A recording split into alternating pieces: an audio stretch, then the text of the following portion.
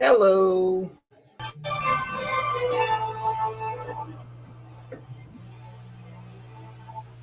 Hello. Hello. How's it going? Pretty good, man. How are you doing? Long time. It has been a minute. Like, actually, a lot more than a minute. A whole pile of minutes, brother. Hey, Yeah. Good. Hey there, Lydia. hello, how are you? Doing well. Wonderful. We are here today at our 5 p.m. live talk, and this is our 25th actually anniversary, first one. This is a big deal for us, and I can see Candy Sheehan and Scott here who are both a big part of this whole thing. And so today we are talking Susanne Andersen. Remind me your last name. Szipple. Szipple and Ingrid. And where's our Ingrid? Here she There is. she is. And Erik Andersen.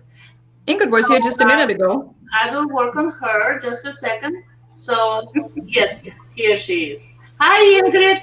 Hi. So here we are, and welcome to our 25th time online when we talk about coping. This whole idea started, of course, with COVID, and we all know how hard it was to even understand what's going on, and especially dealing with our daily routine and questioning all the news and the information was in a way not always trustworthy. So we had quite a few guests, and we talked about vaccination and we talked about parenting during COVID. And this is very important because everybody has a different experience. Today we are hosting, as I said, Susanne Andersen Szipple and Ingrid and Erik Andersen. So today we have a different approach to coping because I'm especially so happy to host you since I know you for so long. I know you since 2005, even four. And this is when Susanne, your mother, and I ended in the same apartment complex and both dealing and coping with our life issues. And this is how we became friends, and this is how we learned to even share with each other some coping ideas. And since we are both immigrants from Europe, I thought it will be very interesting for our viewers, for our audience, to know, does it matter where do you live? Does it matter what cultural background you have? And coping experience that you collected over the years. So who would like to go first? Please start introducing yourself. I always ask my guests to introduce themselves because you can do a much better job introducing yourself than I will. That's beautiful. So, since I'm the oldest, I'll go first. How about that? Okay. Okay. Yep. And Where'd she go? Oh, I'm Susanne. I Still try here. to make you go ahead. Okay. All right.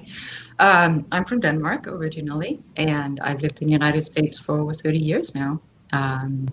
Actually, of interest to that is that Ingrid is an immigrant as well, whereas Erik is born in the United States. So my children have different perspectives on being from another culture than I, but they also have a lot of,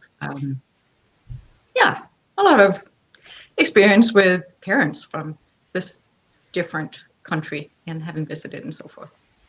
Anyway, I'm an artist. I'm also a business analyst and an interior decorator, and I am an all-around, I would say, flexible person who has had the wonderful chance to use a lot of myself in so many ways. Yeah, I'm a mother of 4 and a grandmother of 10 and so on and so forth. Yeah, it's been good. Enough about me.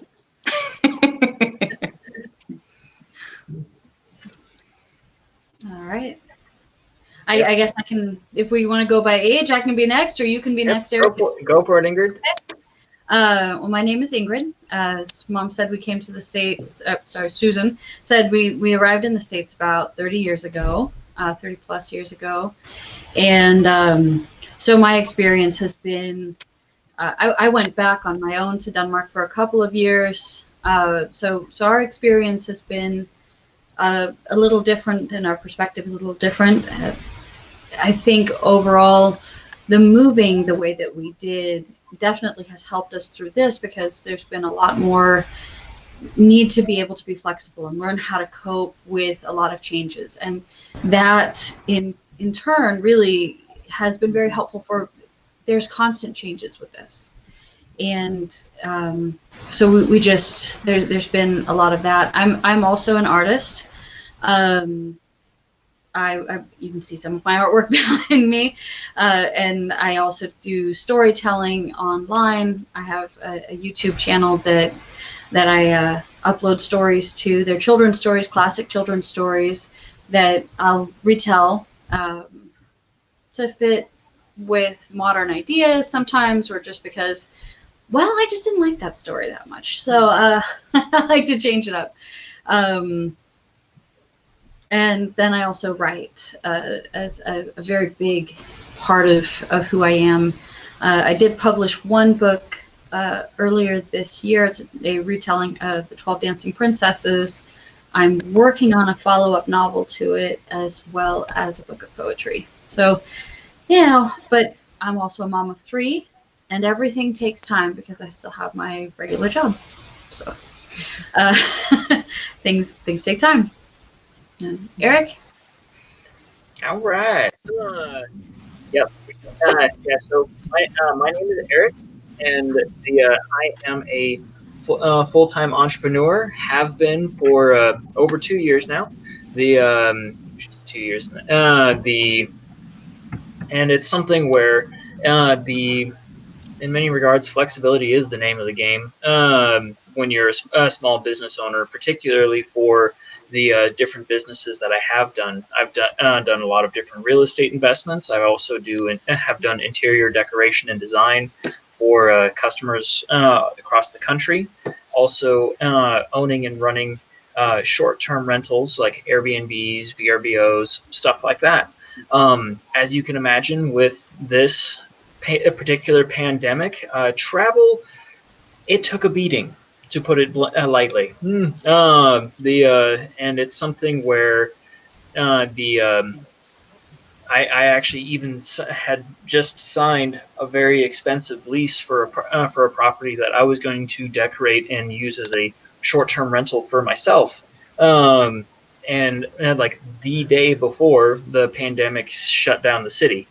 So that was a very interesting, rather scary moment, but also a point of going like, well, I'm going to make the absolute best of this. And that's a skill set that I think all 3 of us really have, of just looking at any situation and figuring out how to make the absolute best of it. And along those lines, I am proud to say that with the pandemic going on, there was a large period of time in Kansas City where every single host was at 11% or less occupancy, like across the board for the Metropolitan. My unit, on the other hand, and the ones in my own home were at 76% occupancy. And whereas most hosts are now out of business, I'm still going strong, and it makes me rather happy. Which is really good. It's absolutely amazing that the 3 of you show such a strong connection and also ability to cope in spite of what is going on. While so many people, I'm sure you know, so many people are depressed, so many people are lost, so many people are angry because they cannot live the normal life as they think it was normal. So could you please share with us? Each of you is so artistic and so creative, and I think that helps you to be flexible, to evaluate and assess the environment you ended in, and try your best. You show so much strength, and even just hearing your presentations, this introduction, I already sitting like, wow, that is such a great time together with you today. And we are called Coping Live Talk. We come on live streaming every Saturday at 5 p.m. And the guests who come to us, they have different life experiences. But your life experience is so different, such a different angle. So how about you, Susan? You could you share with us everything that you think impacted your coping ability? You are the mother of 3. 4. Or 4. For me, Eric's on the floor. He goes, hey, wait. yeah, one is I forgot about Casper, since he's not on the screen. I hope Casper is doing okay as well. I know him very well from that time, and I remember how he worked at the funeral. I'm in the funeral business, but he worked in a furniture store. In a Dutch furniture store in Overland Park, correct? Okay. And that also showed so much strength on his side, because it is an unusual business for Overland Park, for Kansas City. But so, Susan, with your ability to be an artist, with your gift, but also a mother, like Ingrid is the mother of 3, and you are the mother of 4. And how old were your children when you came first to America?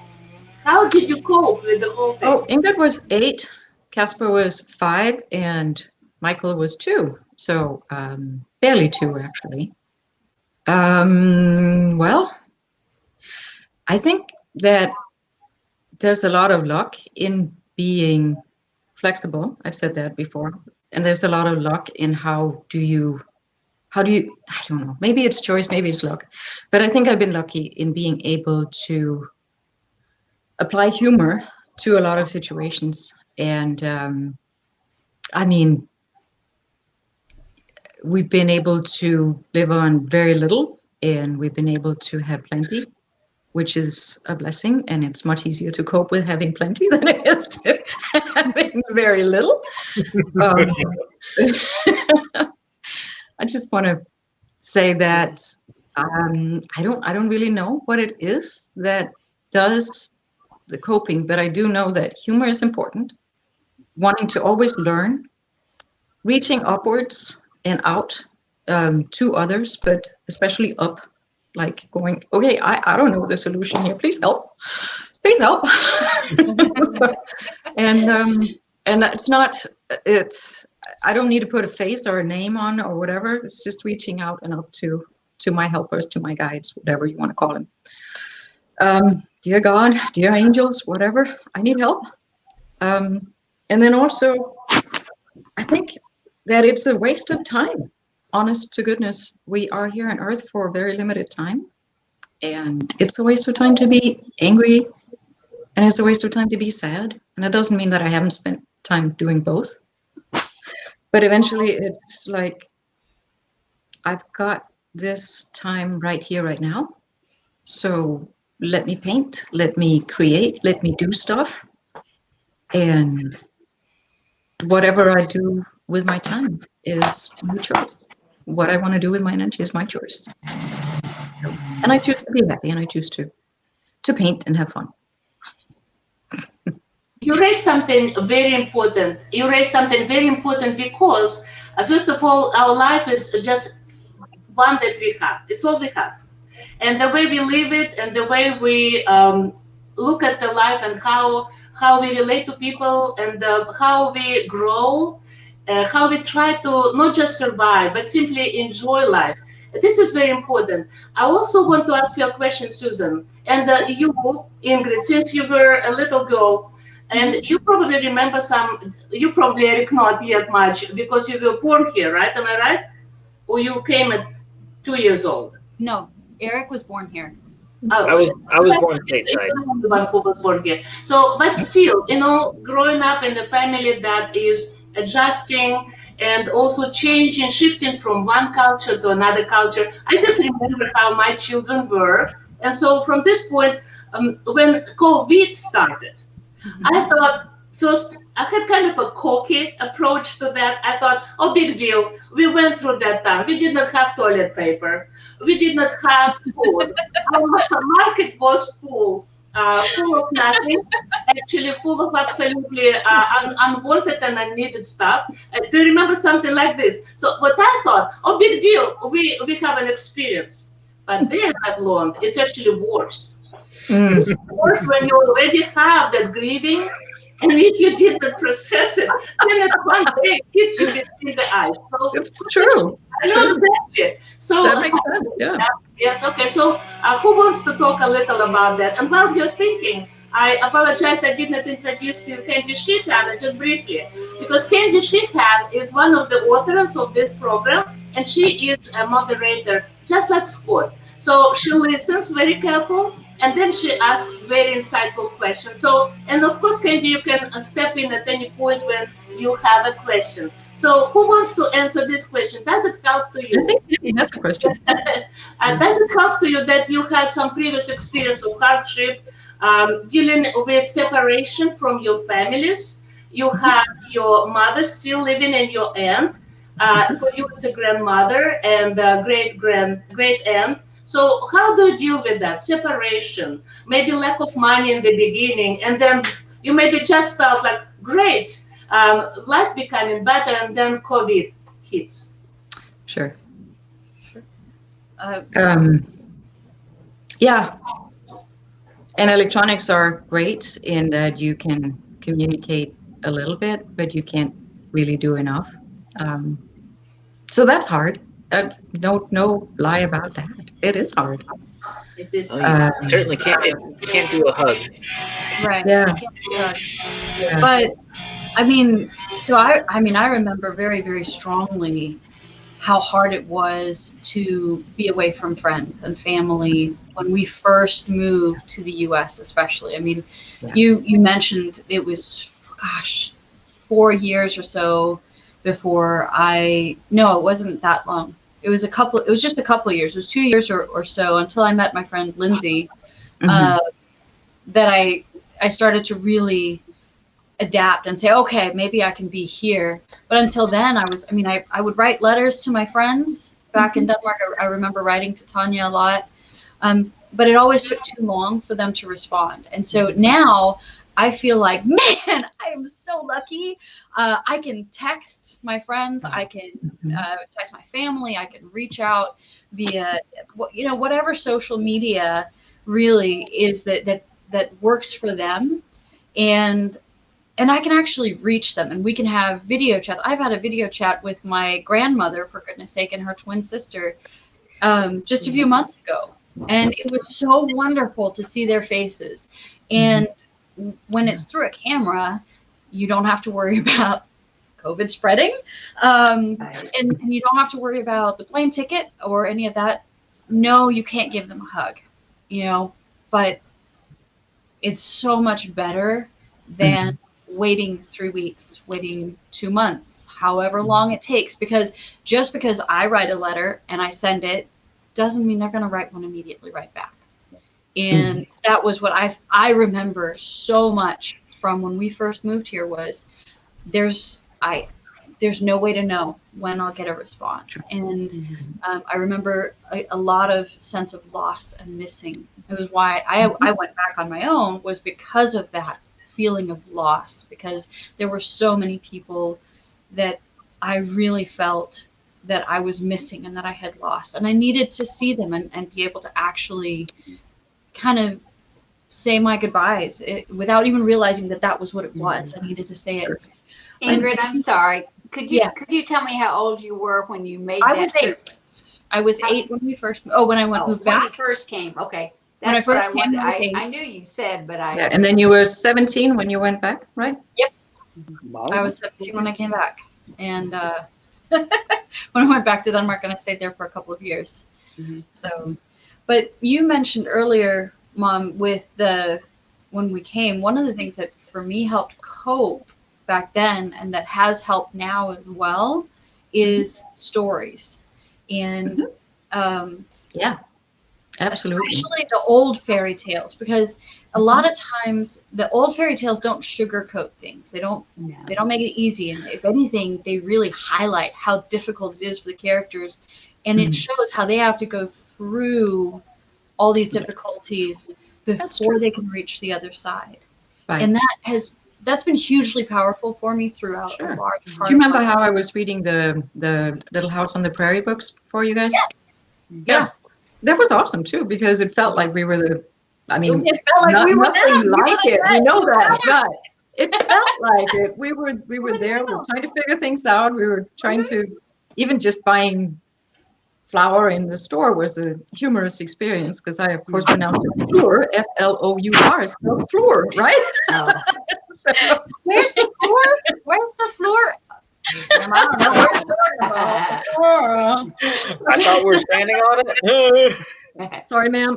What do you need? What do you need? Yeah, that Yeah. happened a lot. It did. It's Oh, yeah. funny because I remember my experience how I decided for the first time to order lunch through the drive-through at McDonald's. Oh God, I still don't want to do that. Give me number All 5. right. And so That's it. here I have my son in the car and my mother. And for the first time, I wanted to show my mother how I order. And so here we are. And you know how when you just get into first finally to the place where you think you order. So I'm telling my order silence. I'm telling my order silence. My son finally says, he was like 10 years old, and he said, Mom, this is a trash can.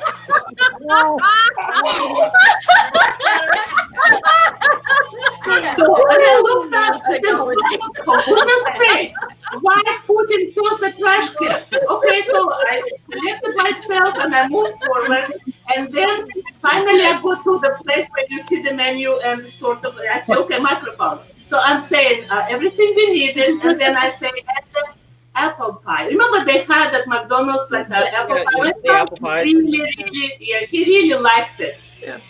Apple pie. And then I hear the girl saying, French fries? I said, apple pie. French fries?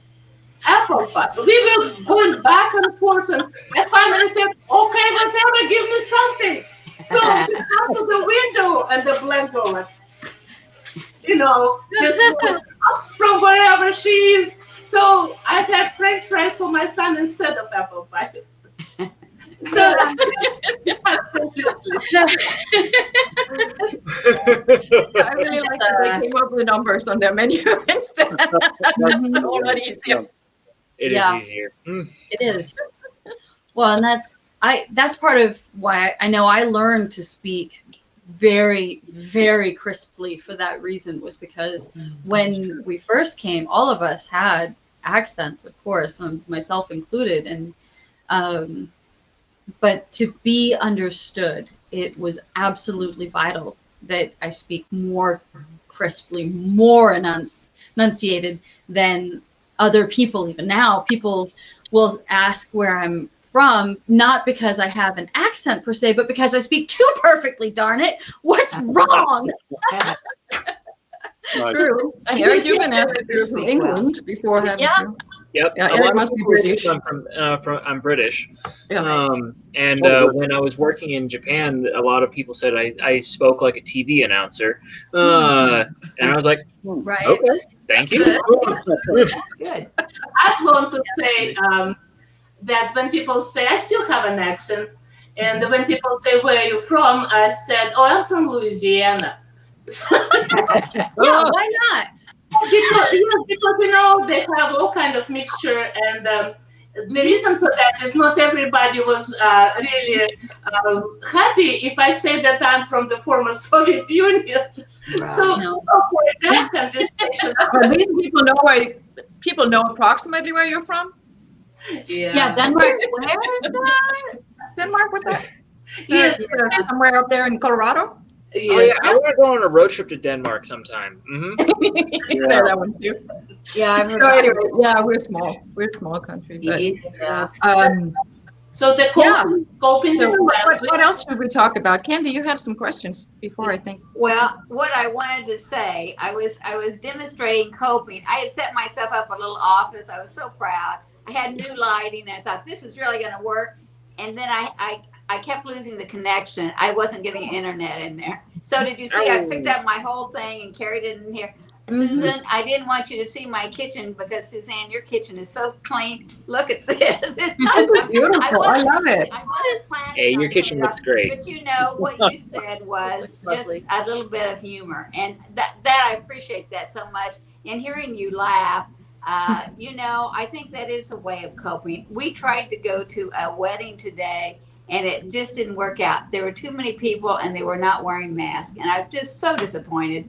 And so, you've just got to kind of go with the flow. And you said that, and I appreciate that comment. And so when I read your bios on all three of you, I thought, wow, what amazing people. I want to sit here and just listen to you talk because you've done amazing things. And you made stuff out of nothing, and I don't know how to do that. I really admire that, and so I'm just anxious to hear you talk about that. How you have the courage? How did you have the courage just to do those things? I guess what gave you that inner strength? I'm curious about that. I think it's a certain form of madness. Yes. That explains. I think so. Yeah.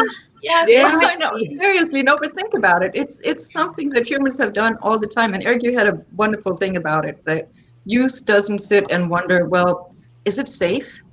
Should we really cross that river? Should we go over the mountaintops? You just do it because it's there, and there's a challenge, and you figure it out, and you do it, and you feel alive, and it's fun. Or you die. Yeah. Right. Well, I mean, Everybody that. dies. Like, Eventually, might as well try out now. In that context, art is so safe. I mean, really, if those colors don't mix the way you want them to, the result usually isn't death. No, that is true. But if you are a perfectionist and it's really hard to mix it again or to live with the fact that this canvas is not pretty, it can be really, really hard. So there's also it's okay that it isn't perfect. It's okay that there's a mess. It's okay that could be better, because sooner or later you keep doing it enough, it gets better. And I think that is something that surprises me a lot, how much better you can become at something just by doing it again, and then doing it again, and then doing it again. That's true. And that's amazing, because it's so easy to get discouraged when you fail. And people are so easy to feel that they are losers and they are failures, and then they do not want to try again, because we always look what other people say.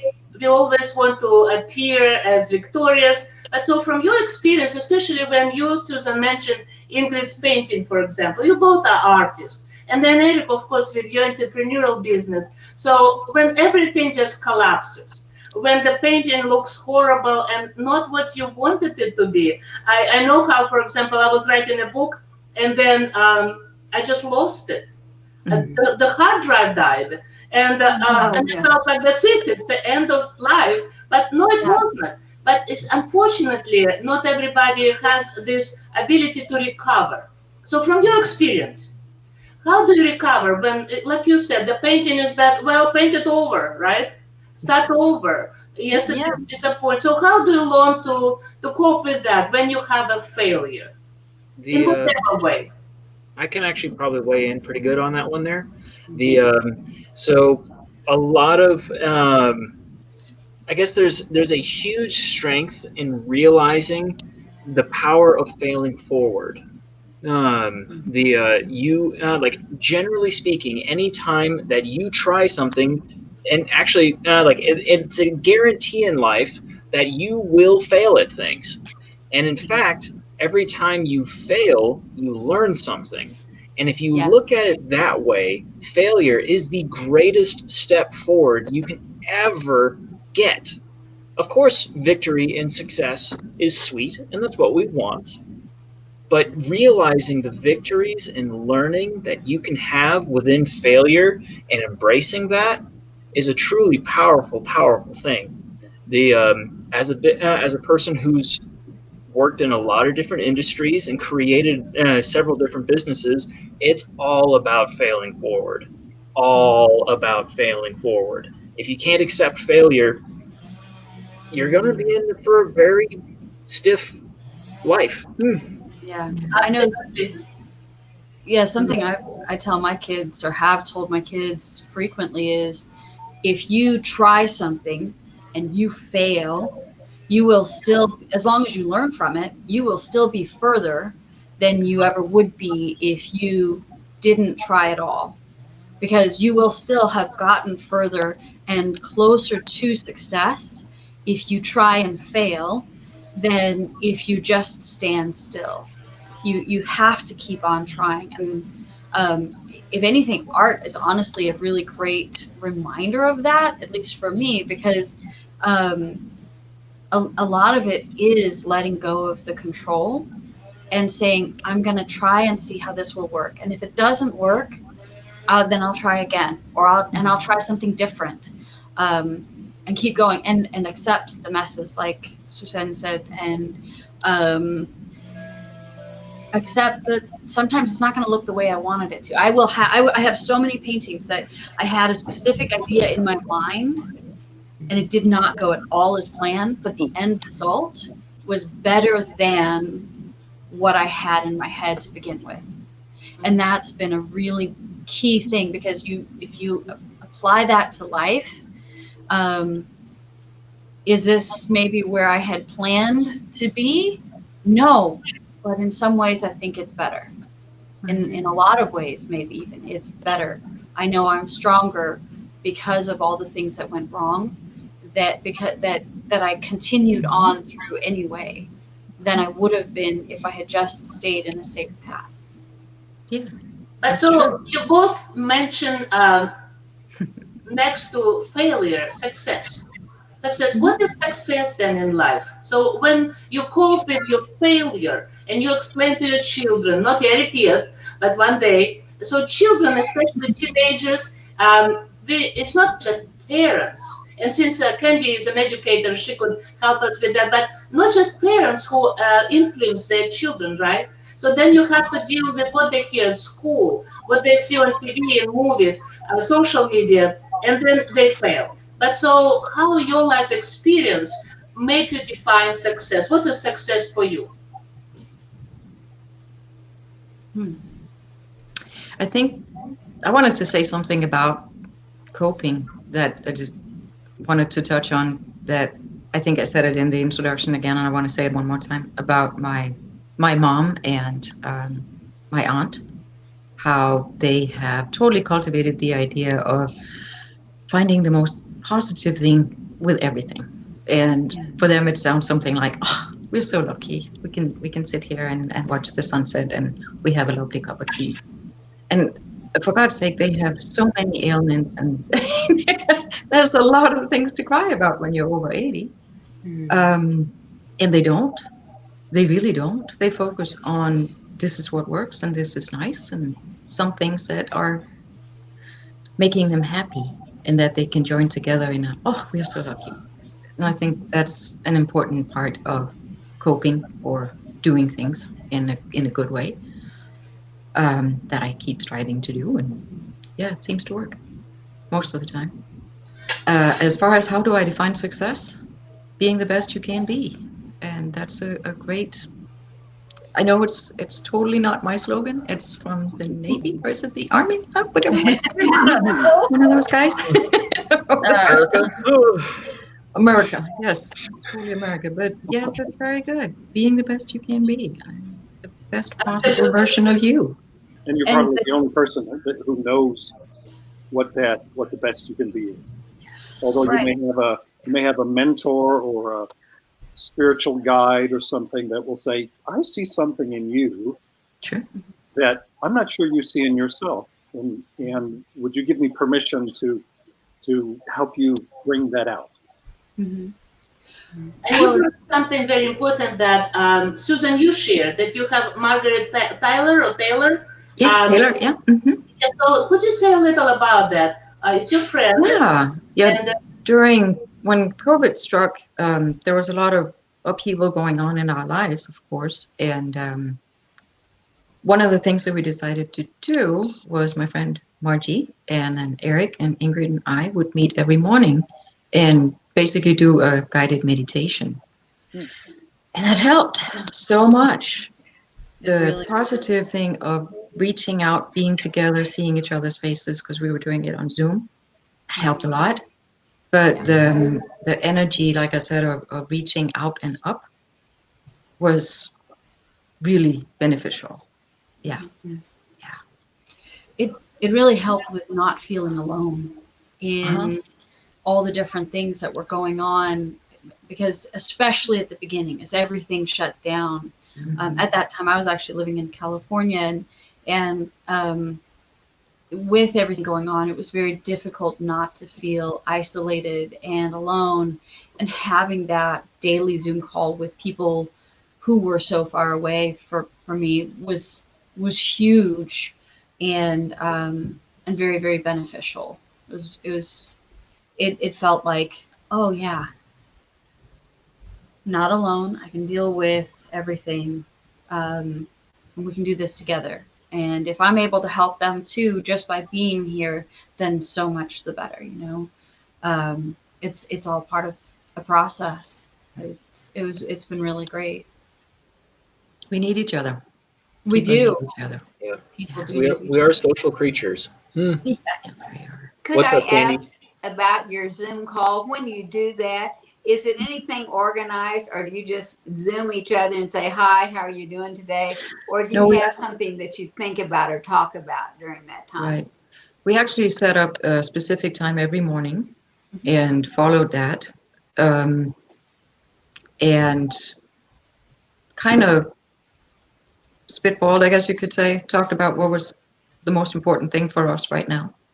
And then that was what we worked on. Right, good. What is interesting that you say we meet every morning. So for me, it's like you're training, exercising a certain muscle in your bodies. And so coping, we work together with Candy and Scott and our guests, and we agreed that Who? I'm is- sorry. What, Yeah. Who did you work with? Candy and Scott and other guests. Yes. And what we agreed on, that coping is a skill. Yes. And like any skill, it needs to be worked on. So what I hear from you is, since you are getting together every morning, and it became your routine, not just a routine, but something very important for all of you. And that seems like keeps you together. Like Erik said, we are social creatures, and to be together for you is very important. But also, you at the same time work on something so important, which is a coping skill, and the skill that helps you not just survive, but grow, mature, and develop your spiritual muscle. Can you talk a little about that? How do you do that? That we can share with our audience. I think So Erik actually, has- yep. So actually, kind of as a fun thing, and kind of to help tie in with what you asked, Candy. So we start around 7:30 in the morning. At least that's when we all start getting onto the Zoom call. We all have different schedules, so different days we'll kind of hop on at different points. Ingrid is very much so agreeing with this. The Munchkins are interesting. But so that way it gives us a little bit of time for us to wake up, get on the call, start talking with each other about the things that have happened yesterday or that we are excited about for the coming day, and then around 8 for 10, 20, 15 minutes, however long we have available, we will do kind of a guided meditation that is focused on like a couple either things that we feel concerned about that's going on in our world, or something that we want to aspire to or focus on or try and bring more of into our lives. So that's kind of where we are. That kind of gives us an idea and a structure to go from there. Yeah, and sometimes it's delving into things we want to let go of to make better within ourselves. That's been a really big thing, whether it's letting go of or bringing into our lives on the spiritual, energetic, whatever you want to say, side. And it's like it's visualizing what you want to manifest, and it kind of sets. True. And then I also want to just say that as far as the focusing on what it is you want to let go of, we don't necessarily mention, oh, I want to let go of this thing. No. It's more like see it for yourself and then agree with your inner being that, okay, I'm ready. You set the intention. Yeah. Do you know? that really helps me a lot, because you're talking about, Erik, when you were talking about failing forward and not being afraid, and I listened to all three of you, and I think, you are so brave. How can you be so brave? And then, honestly, this kind of gives me a way that you are, though, because you meditate and you talk together, and just having that time, being able to be with someone who knows and understands you can help you become braver. And see, I wondered how you did that. Are there other things that you do that you think help you to be this brave, fearless person? Because I think a lot of people now are trying to cope with, ooh, I just lost my job, or things aren't going quite the way I want them to. Mm-hmm. How do you, I think relying on each other. Thank you. That is a great tip. What else would you suggest people do to kind of get through tough times? I like Churchill's quote, if you're going through hell, keep going. Yeah. Yeah. Good idea. Don't stop. Don't stop. Right. Also, What was that, Ingrid? yeah, I would say thinking about the people and reasons to keep going. Because I know for me that's a really big thing, is why keep going? Why keep fighting? Because some days it gets hard. It really does. But the reason to keep going, whether it's my kids or it's my family, it's or because there's a story I want to tell. Find the thing that makes you passionate. Find the thing that makes you want to continue, because that will help with the motivation on the days where it's really tough. That's a really good thing to help push you to be brave. Like you were saying, Candy, that to push you to be brave. Well, remember why. Good. Yep, your reason for why is possibly the most powerful way to become brave. Whatever it is that is truly driving you, and if you don't know what it is, spend the time to find it. Even if it's something as simple as, I just want to really truly smell my pillow in the morning. Hey, it's a real thing. You know what?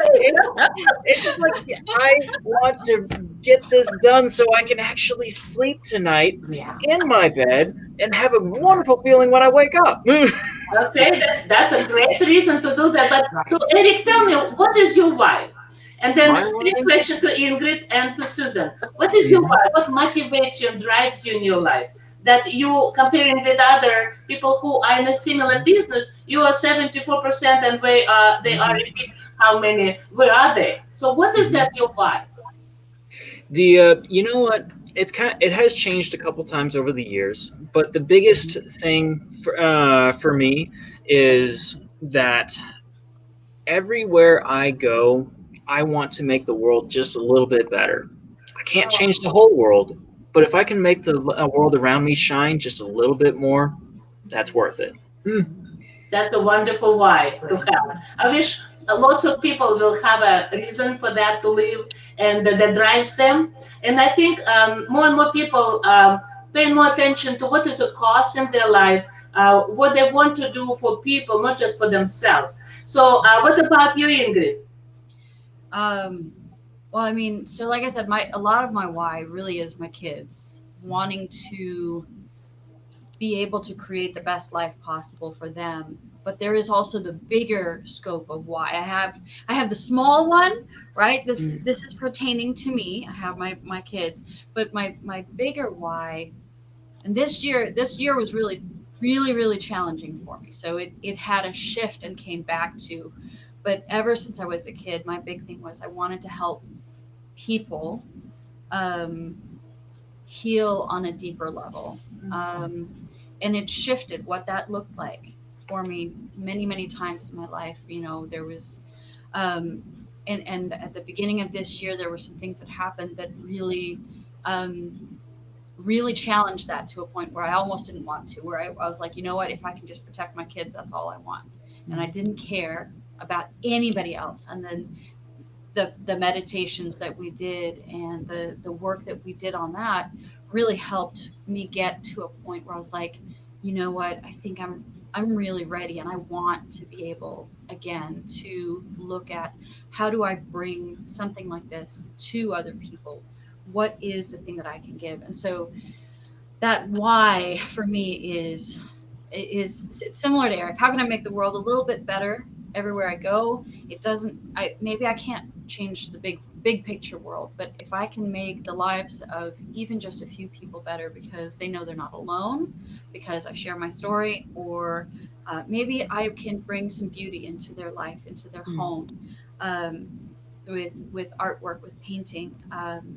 I teach lessons on via Zoom online for art. Maybe I make their lives better because I can teach a skill that they would not otherwise have. But the big picture is I really want to be able to help make people's lives better in one way or another.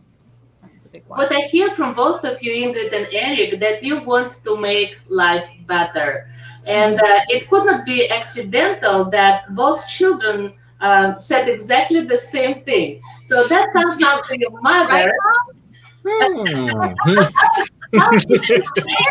How did you install such value in your children? I think that will be a very important lesson to other parents. Don't you think, Andy? It's very important that we need to have parents more working with their children. And I think now is a good time. You know, there are good sides of COVID. Lots of good sides, right? One of them is parents spend more time with their children. Another one is that online education challenges actually parents to work more on their education. Because when we have algebra, or for example advanced algebra, or some classes that parents are behind, so I think that's a good time for parents to work a little and grow. So Susan, you raise your children in a way that they are what the world needs to have. We need people like this, people who want to make this life better, society better. And also what I don't hear is any selfishness. I don't hear any ego in either of you, but I think it comes to you, mother. No? Are you saying that you're selfish? I know myself very well. I know also that I adore my children, and yes, I want to make the world a better place too. But whatever wonderful things they are all by themselves. Oh, wow. You know, it's funny because in the beginning I said how similar we were when we met, and we clicked right away. And my children are the same way. They both they raised themselves, they educated themselves, and I felt like, how did they do that? I was around, but I'm so proud of them, and that's what I hear you have too. Maybe we were just lucky, or maybe we were smart enough to stay out of their way. Exactly. I mean, we must have done something, right? Because, wow, they are fantastic, aren't they? I mean, I think so. Yeah. Thank you, Mom, for inspiring the confidence in us to strive and go forward and try out experiments within the world and actually just have some personal responsibility to do it. Oh yeah, that's true. Yeah, there's all that too. That is really a big part of it. Is the Well, if that's any help, then the whole thing of you guys did your own laundry and you cooked the meals and you figured out. No, you didn't cook all the meals, but you had. We set up a schedule. And you did your laundry and you kept your room clean and all that stuff, you know. And you were responsible for doing your homework, and that's just a lot of things. I mean, I think I was incredibly lucky. I had very good children. Hey, Mom, don't forget, you kept us accountable for doing that. Yes. No, really. Really? There were consequences if we didn't do what we were supposed to. Avoid those consequences. Thank you. Let's learn. Okay. Not that they were bad. It was just, bad enough that I was like, no, I don't. No, don't that's want true. that. No. Well, you know what? I had 4 amazing, strong, wonderful children with lots of energy and oomph and power, and there had to be some rules. Absolutely, rules are good. So then you know what to break and not what to break, right? I'm sorry, what? Yes, exactly. Exactly. Oh, do you want to hear a funny story about that? Absolutely. Okay, so because my son Michael told me that fairly recently, and he was looking a little funny in his face when he was saying it.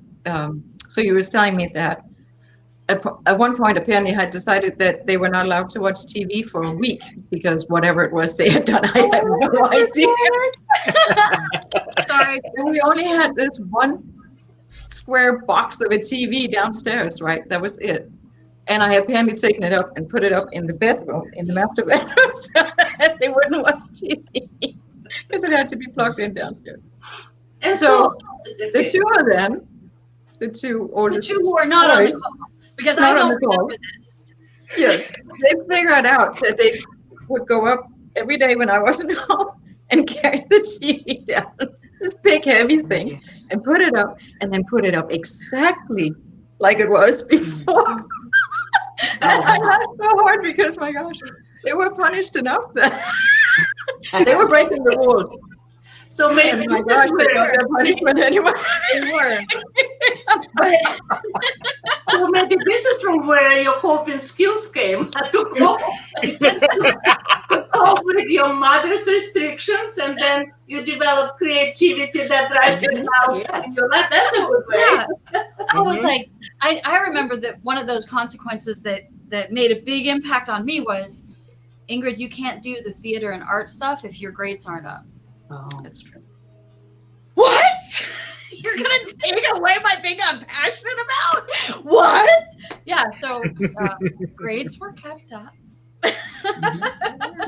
Because it was important, there was a short time where it lapsed, and she was like, I'll pull you from that show, because I was supposed to be in Peter Pan or something like that, and it was like, God, no, don't do that. Like, there were all my classmates, I felt like, were counting on me, and I couldn't, so I had to pull it together, and I got my grades pulled up. Yes, you did. Oh, good. But so, Ingrid, when you educate and parent your children, how many of your mother's methods, parenting methods and ways you apply, you sort of inherited, or some of them you maybe threw out and you developed your own way? So can you talk a little about your parenting style, especially now during COVID? So I do try to make sure that they've got things that they're responsible for, and that they know what the consequences are if they do not meet those. There's been really, right now we are just coming out of a state of so much upheaval and flux that we haven't really had a chance since COVID began to set our real rhythm for what we're doing. But there is definitely, my daughter is very, very shy. My 12-year-old daughter is very, very shy. She doesn't like to ask for help, and that's part of it is just the age. But her grade in a specific class is currently not where it should be. And I told her, well, if you don't finish doing the things that will get it back up to where it needs to be, I'm going to insist that you go to the teacher help that will be on Tuesday, and you will have to ask the teacher for help. And she's like, that is all the motivation I need to not have to do that, because she doesn't want to have to talk to the teacher and ask for help. She wants to just do it. I'm like, that's what it takes, So that is something I've definitely adopted from my mom is, okay, the consequences are, among other things, we don't get to do the fun things if we don't do the things we have to first. And I do also try to always encourage them to learn new things, and Erik takes them both, the two youngest. My oldest is living in California still, but he takes them climbing, and part of it what we've talked about with that is that it's important for them to see that just because you're not good at something right away doesn't mean you shouldn't keep on trying to do it. It's that whole seeing that failure is part of getting to success. Failure is part of success. That's just the way it is. And I want them to see it, and I want them to test. A lot of our growing up was being physical. It was doing things. So I've definitely adopted a lot of that. Be physical. Go do. Go try. If there's something that you want to try, I need you to try it. Ingrid, could I ask, are your kids going to school in person, or is it a hybrid, or how are you doing school there? My youngest is in person 5 days a week. My eldest is hybrid, which means we have a new schedule every month, and it's actually different every week, which is right. I just wondered how you were coping with that. With her, if she's a little shy, I wondered how you deal with that and how you help her whenever she's really, it's not life as normal, right. Really. So interestingly enough, this hybrid schedule works better for her than did full in person. In part, actually, at the end of last year, of course, everything was just online. Right. And part of what that wound up helping, it took away what they were used to, but it also made them appreciate what they were used to. So this year, being able to be back in school, even just some days, they appreciate it so much more than they ever did. They appreciate being with their friends. They appreciate, oh my gosh, I can go on the playground. That's my youngest. He's like, there's a playground and I can play on it. For my daughter, she was just so excited. She's made friends in person, and that was, she really had to kind of be a little more outgoing. And being hybrid, the teachers have been, oh my gosh, huge kudos to her teachers, because I've heard some of them really are able to engage with her, and they really draw her out of her shell in a way that a lot of times isn't as easy in person. Maybe it's because they can't tell that she's sitting there going, because it's not in person. And so they go, hey, Rowan, what do you think of this thing? And she has to respond. There's no hiding. She has to speak up, because the camera, it doesn't pick it up if she doesn't project. So I hear her actually participating in class a lot more. Good. And she is really appreciative of the days where she goes to school, which is a new thing. Like she didn't used to like that. She does now. Wonderful. So fantastic. Yeah. That is good. So that's lots of coping every day, especially with children.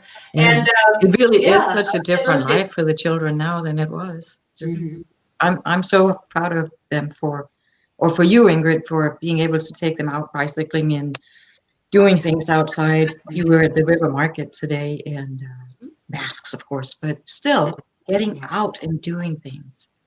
It's so important. Yes. It is so important. Yeah. Well, It is important. it is. And really, in some ways, I feel like the forced isolation is also pushing people to connect in a way that we haven't before.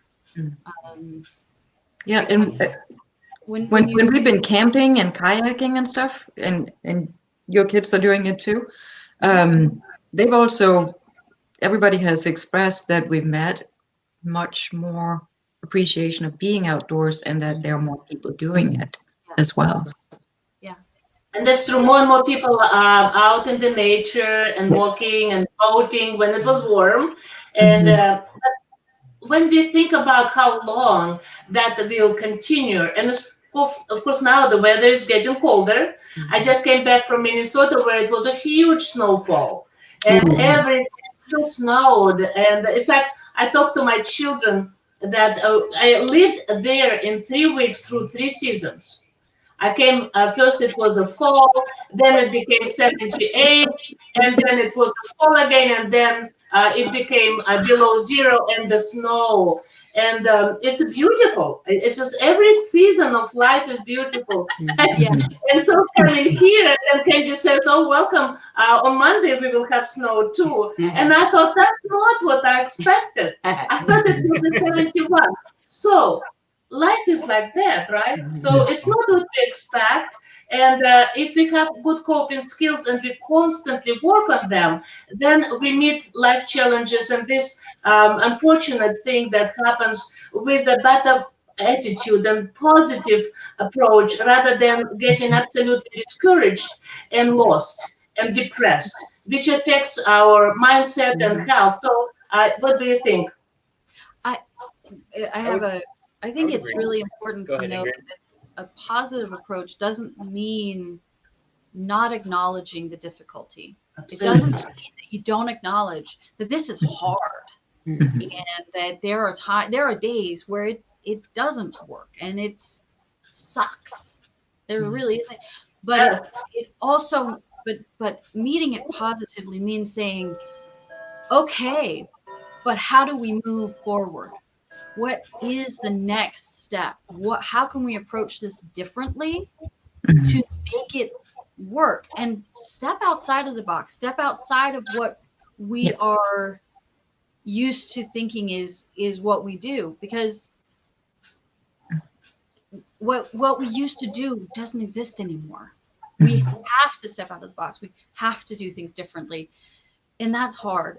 But at the same time, God, what a great opportunity to reimagine, to imagine something different, you know? That's very true. And so this is exactly where your flexibility is important.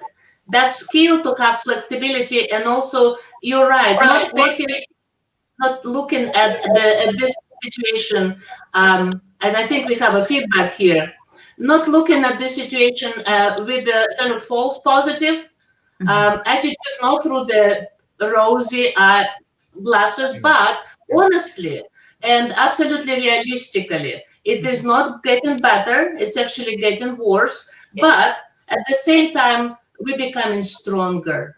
And we want to trust ourselves. If you went through that much already, 7 months, we will handle this. But of course, again, it requires all of us to be serious, to be more responsible. And that's what I think when you talk about how you raise your children, and each of you demonstrated how much social accountability you show just talking, but not just talking, by living.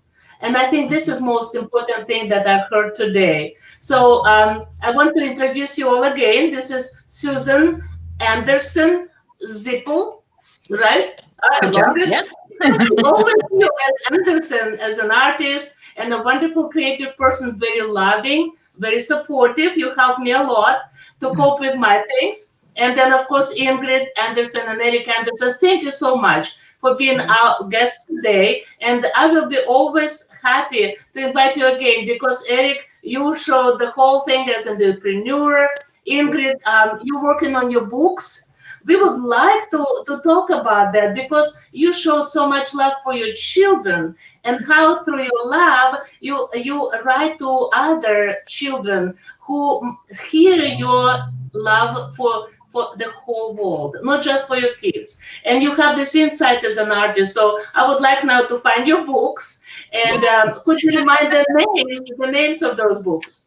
Okay, I've only published one so far. It's a retelling of the 12 Dancing Princesses. It's available on Amazon. So it's written and illustrated by myself. Very good. And you can also, if you want to look up on YouTube, I have multiple stories there that are recorded as just storytellings. I release a new one every Saturday. You have to give your YouTube channel. Yes, my YouTube channel is Adventures in Storyland. Okay. And so you publish your books under your name, Ingrid Andersen, correct? Okay. Correct. Yes. And then Susan, you continue painting, continue your art, and you have a Facebook page too, and that is called Susanne A. Szipple. Yes, yes. So and you can find me on Patreon as well as just Susanne Szipple. That's I skipped the A because it's faster. People forget it.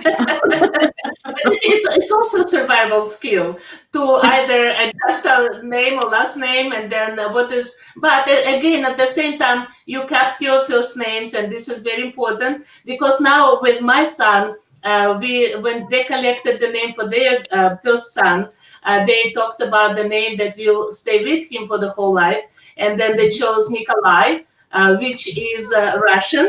And also, since my daughter-in-law, she has Mexican family, so they wanted the name to sound good in both cultures and languages. So Nikolai, and but this is all about us learning to live and still adjusting every day how we live in another culture and country, though we're here for a long time.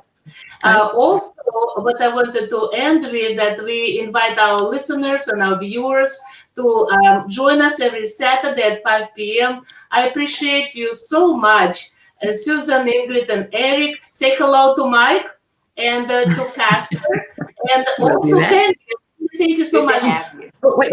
Eric has to say his website too. Yes. Oh, yes. So you can find photos of my Erik, work thank at webuildstr.com. Yep. It is lots of beautiful stuff on there. We love creating functional beauty for customers.